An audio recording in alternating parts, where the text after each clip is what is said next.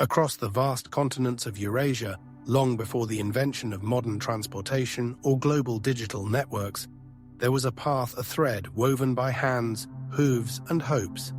It was not a single road, but a constellation of routes, linking great cities, forgotten villages, sacred mountains, and windswept deserts. This was the Silk Road. More than just a marketplace of goods, the Silk Road became a channel through which ideas, innovations, and empires flowed.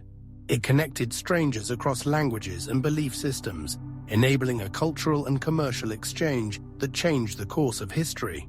In this documentary, we will explore how the Silk Road reshaped the ancient world and laid the foundations for our interconnected present through trade, through thought, through triumph, and through turmoil. Chapter 1: The Birth of Global Trade. In the vast expanse of the ancient world, long before the roar of engines or the blinking of satellites, a quiet but powerful transformation was underway. It began not with kings or conquests, but with something far more enduring: the desire to connect.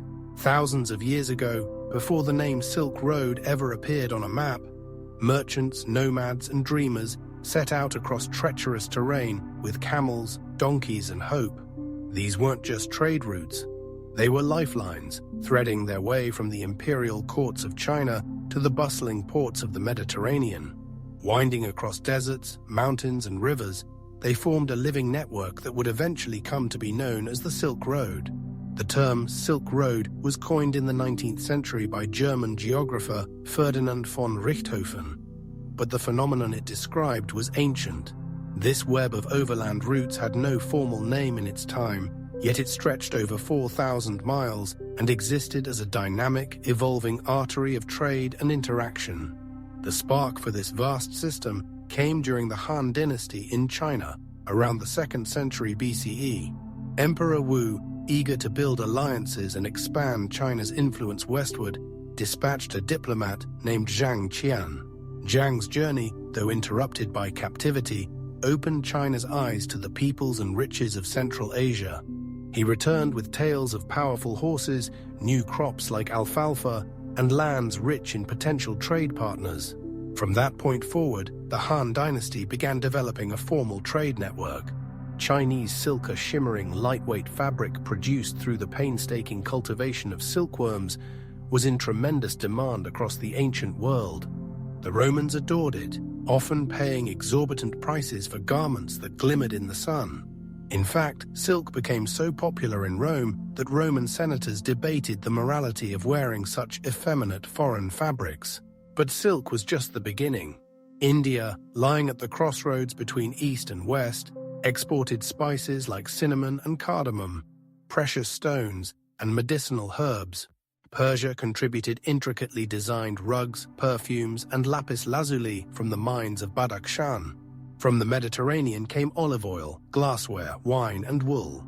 And in every exchange, the people behind these goods brought something of themselves, their beliefs, their technologies, their languages.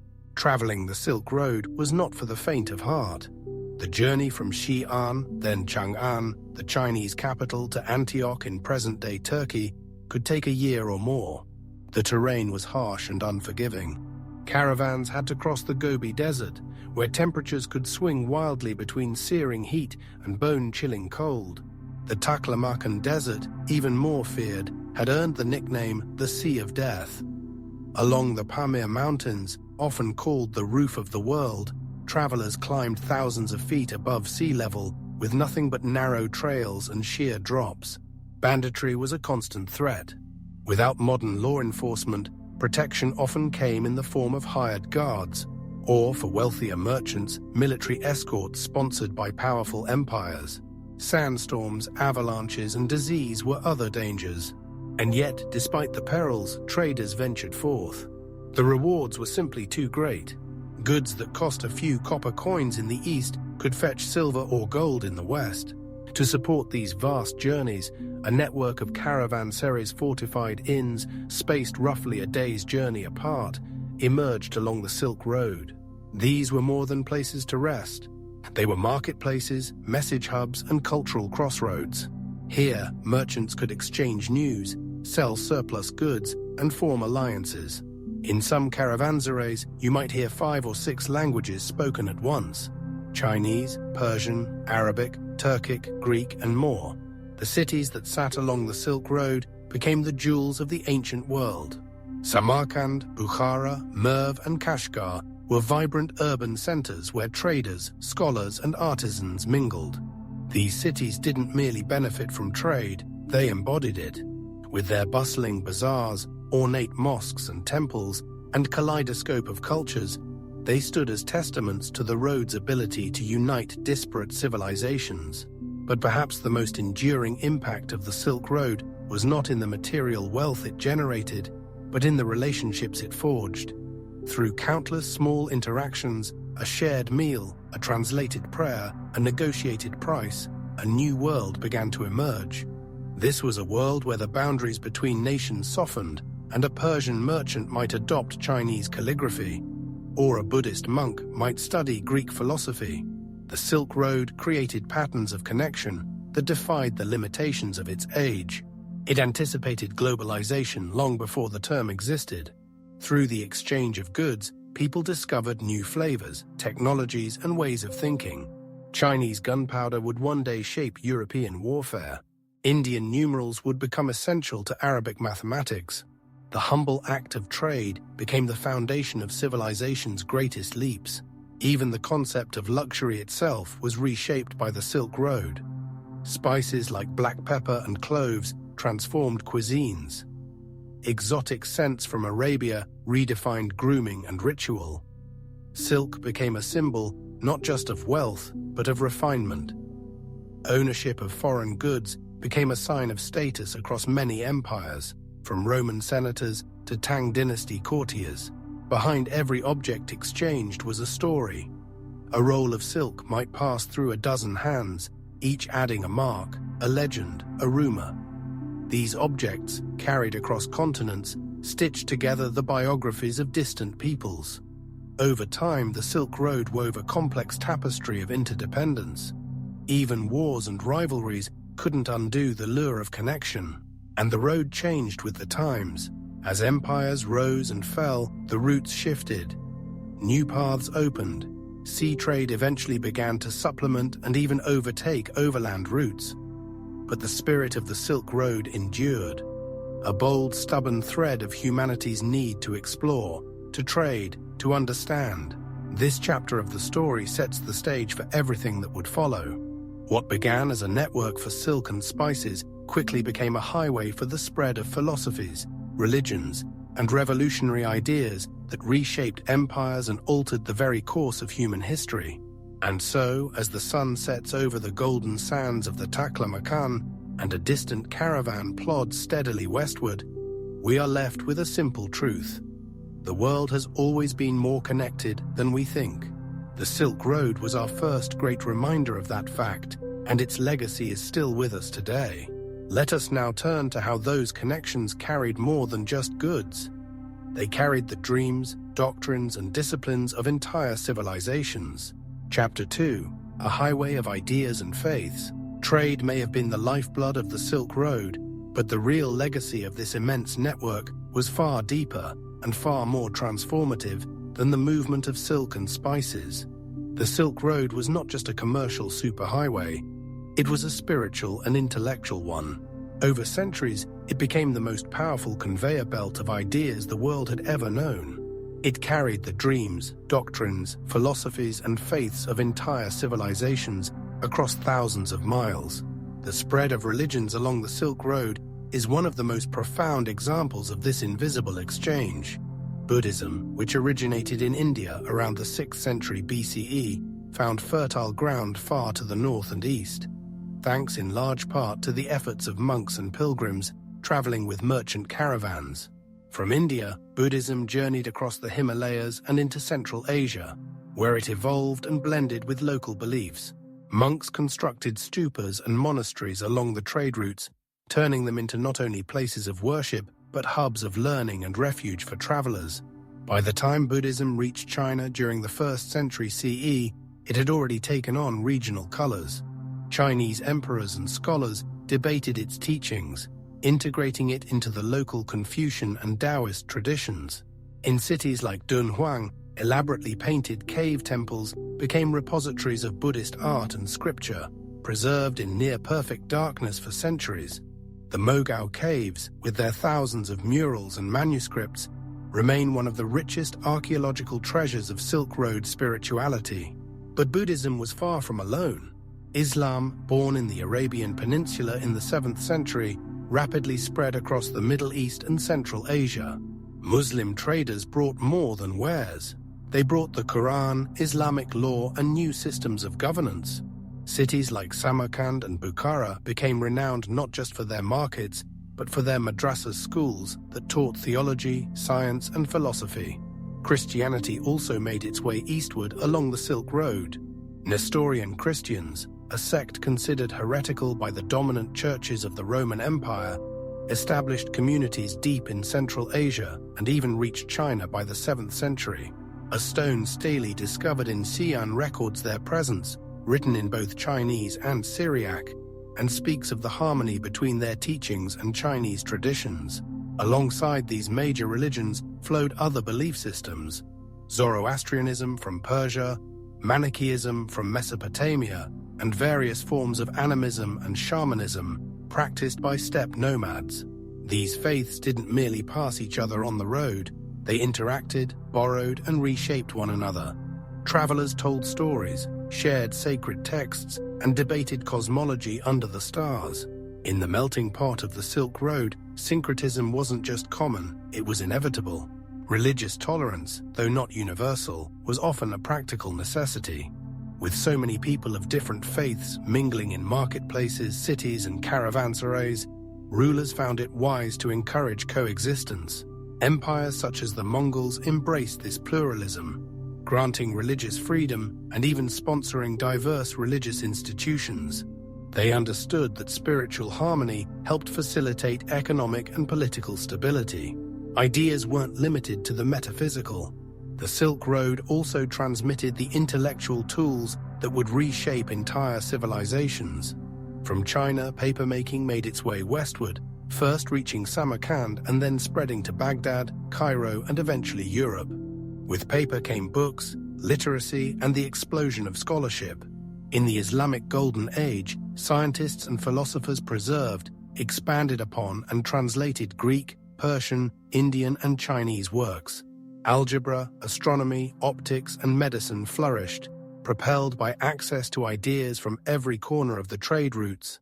Indian mathematics, including the concept of zero and decimal notation, reached the Middle East and then Europe through this intellectual pipeline. In return, Arabic numerals and sophisticated methods of navigation influenced cultures from West Africa to Western Europe.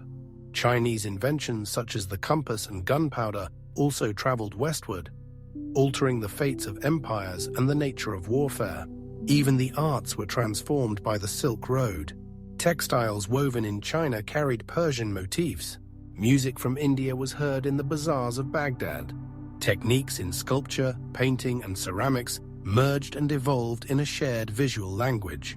Calligraphy styles were adapted across languages, each culture refining and reimagining what it had absorbed. Artistic traditions became fluid, reflecting the rhythms of exchange and the power of inspiration. Language itself evolved. Traders, pilgrims, and rulers spoke in a patchwork of dialects and tongues, necessitating the rise of multilingual brokers and translators. The Sogdians, an Iranian people from Central Asia, became the de facto linguists of the Silk Road. Their language appeared in trade documents, letters, and inscriptions across thousands of miles, connecting disparate cultures through words. At every turn, the Silk Road reveals how porous the ancient world really was. It is easy to imagine ancient civilizations as isolated entities, but the road tells a different story, one of permeable boundaries and constant interaction. A Buddhist temple in China might house statues sculpted in the Greco-Bactrian style. A mosque in Central Asia might be adorned with Chinese tiles.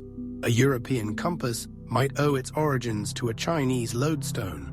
This chapter in the Silk Road story reminds us that the great movements of history are rarely driven by armies alone. Quietly, persistently, The movements of ideas and beliefs along these ancient paths shaped the moral and intellectual frameworks of humanity. In every conversation between travelers, in every book exchanged, and in every prayer whispered beneath a foreign sky, the Silk Road carried more than cargo. It carried the weight and wonder of human thought. As we look toward the next phase of this journey, we begin to see how the convergence of trade and ideology eventually reshaped the balance of global power.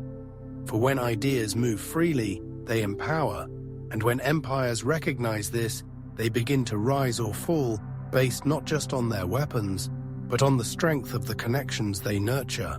Chapter 3: Empires, Power, and the Cost of Connection. As the Silk Road evolved from a commercial network into a spiritual and intellectual artery, it became clear to the ruling powers of the ancient world that whoever controlled this system held the keys to influence, prosperity, and political might. The road may have started as a link between merchant cities, but it soon became a geopolitical chessboard where empires rose, clashed, and sometimes fell, all in the pursuit of control over trade and cultural exchange. From the very beginning, empires recognized the strategic value of trade. The Han dynasty invested heavily in securing the Silk Road's eastern stretches, deploying military outposts and building infrastructure to protect merchants and ensure steady revenue from commerce. Further west, the Persian Sassanid Empire leveraged its position between east and west, becoming a middleman that profited enormously from tariffs and exchange. But it was under the Mongol Empire that the Silk Road experienced its most unified and expansive era. In the 13th century, Genghis Khan and his descendants forged the largest contiguous land empire in human history. At its height, the Mongol realm stretched from the Korean peninsula to Eastern Europe. Under their rule, a period of relative peace and stability, known as the Pax Mongolica, emerged. The Mongols, though often remembered for their brutal conquests, were surprisingly pragmatic rulers. They valued trade and understood the economic and strategic power it brought. They invested in road maintenance, standardized weights and measures, and issued passports called Paisa to travelers. This passport system enabled merchants, scholars, and diplomats to cross thousands of miles with unprecedented ease and safety. It was during this golden age of Silk Road stability that the Venetian merchant Marco Polo made his legendary journey to the court of Kublai Khan. Polo's accounts, whether exaggerated or not, opened the eyes of Europeans to the wealth and sophistication of the East. His tales of grand cities, paper money, and organized courier systems seemed almost fantastical to his readers back home. But they were rooted in real systems enabled by Mongol governance. Cities along the Silk Road thrived during this time. Samarkand became a glittering capital of trade and learning, attracting artisans, scientists, and traders from all directions. Karakorum, the Mongol capital, was home to craftsmen from China, Persia, and Europe, all coexisting under the banner of empire. Bukhara's domed markets echoed with the sounds of barter in dozens of languages. Empires that supported the road prospered not only economically, but culturally and intellectually. However, power always came at a cost. The very interconnectedness that allowed for prosperity also introduced fragility. Trade routes became targets for rival empires and ambitious warlords. The fall of a single city or the rise of a hostile regime could sever arteries of commerce and plunge entire regions into decline. As powerful as the road made empires, it also bound them to its fate. Control of the Silk Road often led to intense political rivalries. The Byzantines clashed with the Sassanids over access to key trade corridors. Later, Ottoman dominance over land routes prompted Europeans to seek maritime alternatives, setting the stage for the age of exploration. Even within empires, local governors sometimes disrupted trade to assert independence or demand greater tribute. And beyond politics, there was the human cost. To maintain their grip on commerce, empires resorted to taxation, forced labor, and even military conscription. The wealth that poured into imperial capitals often came from the toil of those who carried goods across deserts, guarded caravans, or produced luxury items in distant workshops. Trade made empires rich, but it rarely distributed that wealth evenly. The Silk Road also became a battleground for cultural dominance. Rulers sponsored religious institutions and intellectual centers as a means of soft power. In doing so, they shaped not only commerce, but the very ideas that moved with it. This strategy had its benefits. Cultures blossomed, knowledge spread, but it also bred resentment. The suppression of local customs in favor of imperial norms sometimes led to unrest and rebellion. The road amplified the ambitions of the powerful, but it also gave voice to the marginalized. Dissidents, exiles, and reformers traveled the same paths as merchants and envoys. Their ideas, radical and rebellious, found fertile ground in faraway lands. The Silk Road did not just consolidate power, it occasionally subverted it.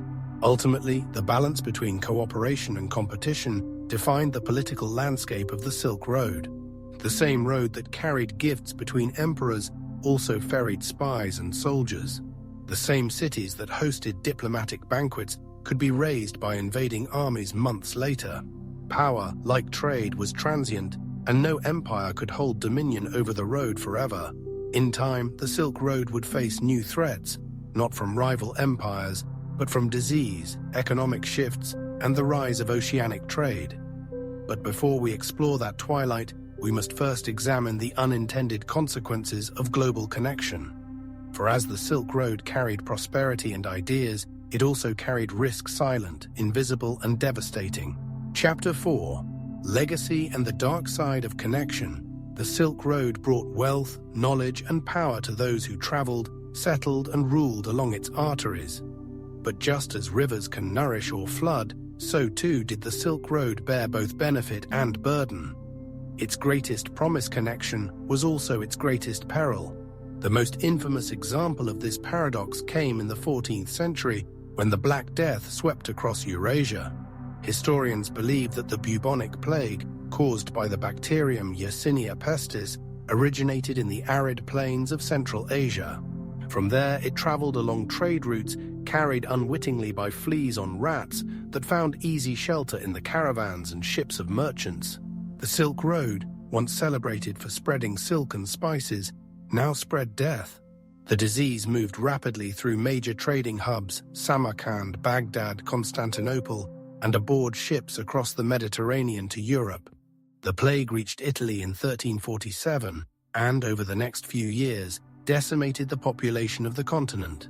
It is estimated that the Black Death killed between 75 and 200 million people across Eurasia, including as much as 1/3 of Europe's population. Commerce faltered. Cities emptied. Farmlands went fallow. Entire villages vanished from maps. The trauma reshaped not only demographics, but the social fabric of entire societies. Labor shortages upended feudal hierarchies, and with the clergy unable to provide answers or cures, faith in religious institutions faltered. The world that emerged after the plague was not the same as the one before it. This was not the only dark current running through the Silk Road. The very ease of connection also accelerated the spread of misinformation, xenophobia, and fear. Rumors of plague-bearing outsiders led to persecution of minority communities across Europe and Asia. In times of crisis, the same roads that had once been symbols of unity became pathways for paranoia. The legacy of the Silk Road is also stained by the rise of slavery and the forced movement of peoples. Though not unique to the Silk Road, slavery found new markets and demand as distant cultures connected and sought cheap labor to drive their economies. Captives from Central Asia were sold in Persian, Arab, and Chinese markets. Slaves became commodities like spices or textiles, traded and transported with equal indifference. For every cultural exchange or diplomatic envoy, there were also chained caravans, a reminder that connection often came at the cost of freedom. Religious intolerance, while often mitigated by the need for coexistence, also flared along the Silk Road. As empires expanded, many imposed their religious ideologies on conquered peoples. Sacred sites were destroyed, holy texts were burned, and missionaries clashed with local traditions. What was celebrated as syncretism in one city could provoke conflict in another. As if these internal pressures weren't enough, the Silk Road soon faced a new existential threat. the rise of oceanic trade. By the late 15th century, European explorers had begun to chart sea routes that bypassed the overland Silk Road entirely. Driven in part by the high cost and risk of traversing land and spurred by the Ottomans' control over key choke points, merchants and monarchs looked to the seas. The voyages of Vasco da Gama and Christopher Columbus marked the beginning of a new global era. Maritime empires like Portugal, Spain, and later the Dutch and British could transport goods more cheaply and in greater quantity by ship than camel. While parts of the Silk Road remained in use, its role as the primary conduit of intercontinental trade began to wane. The decline was gradual but unmistakable. Many cities that had thrived for centuries began to fade. Samarkand, Merv, and other great hubs of Silk Road commerce lost influence. Roads once buzzing with merchants fell silent. Caravanserais crumbled, and the flow of cultural and intellectual traffic slowed. And yet, the Silk Road never truly vanished. Its physical pathways may have quieted, but its legacy endured in the web of cultural connections it had woven. Languages, religions, recipes, technologies, all these continued to cross borders, build bridges, and enrich societies. The idea of a connected world had been planted deep in the human imagination, and that idea never left us. In the modern era, echoes of the Silk Road can be seen in vast infrastructure projects like China's Belt and Road Initiative, which seeks to recreate and modernize ancient trade corridors across Asia, Africa, and Europe. High-speed railways, oil pipelines, fiber optic cables, these are the caravans of our time. Once again, nations are turning to connection as a path to prosperity. And once again, questions arise: who will benefit? Who will bear the cost? We also see cultural revivals, restorations of ancient caravanserais, reimaginings of Silk Road art and music, museums dedicated to the trade cities of old. Scholars continue to unearth manuscripts, artifacts, and DNA evidence that map the movement of people across continents in ways even the most ambitious historians hadn't imagined. The Silk Road teaches us that globalization is not new. It is a pattern we have repeated, reshaped, and reimagined for millennia. It reminds us that no trade is ever free of consequence, that every exchange of goods, ideas, or microbes alters the course of history. In the silence of the desert or the echoes of ancient markets, we can still hear the distant footsteps of traders, monks, and conquerors. They remind us that the Silk Road was more than a route. It was a mirror reflecting the best and worst of humanity, our ambition, curiosity, greed, compassion, and resilience. The Silk Road is often imagined as a relic of the past, a forgotten trail buried beneath sands and time. But in truth, it has never really disappeared.